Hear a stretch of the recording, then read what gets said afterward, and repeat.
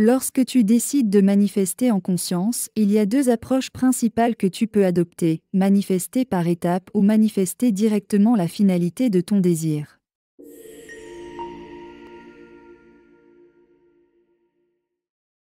Chacune de ces méthodes a ses propres avantages et la clé est de choisir celle qui résonne le plus avec toi et ton niveau de croyance. Manifester par étapes consiste à diviser ton désir final en plusieurs sous-objectifs plus petits et plus accessibles. C'est comme monter un escalier, un pas à la fois. Par exemple, si ton objectif ultime est de devenir libre financièrement, tu pourrais commencer par manifester un emploi mieux rémunéré, puis des opportunités d'investissement, et ainsi de suite, jusqu'à ce que tu atteignes la liberté financière. Chaque étape te rapproche de ton objectif final, et à chaque fois que tu atteins une étape, ta confiance en toi et en ton pouvoir de manifestation grandit.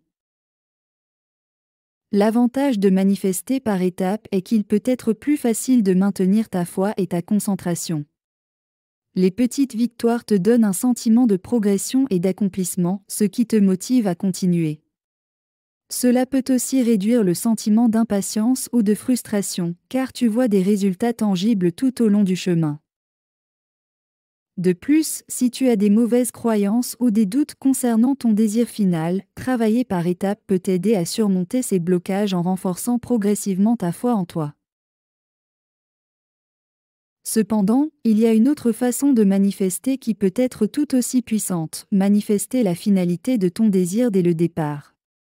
Dans cette approche, tu te concentres directement sur l'objectif final, comme si tu l'avais déjà atteint.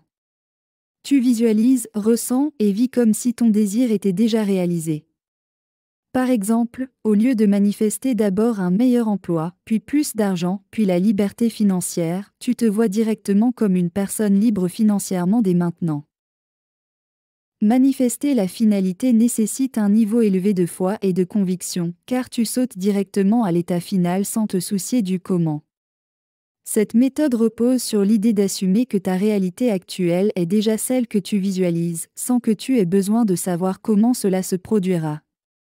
En te concentrant uniquement sur la finalité, tu évites de te disperser sur les détails intermédiaires, ce qui peut t'aider à maintenir une vibration élevée et alignée avec ton objectif ultime.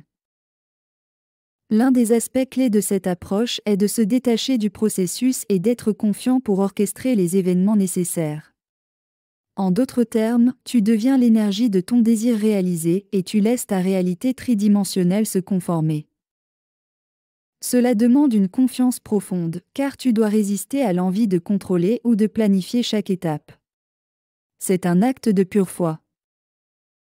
Que tu choisisses de manifester par étapes ou de manifester directement la finalité dépend de toi.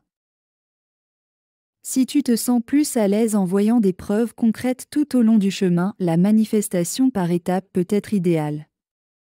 Elle te permet de célébrer tes victoires progressivement tout en renforçant ta confiance en toi et en tes capacités.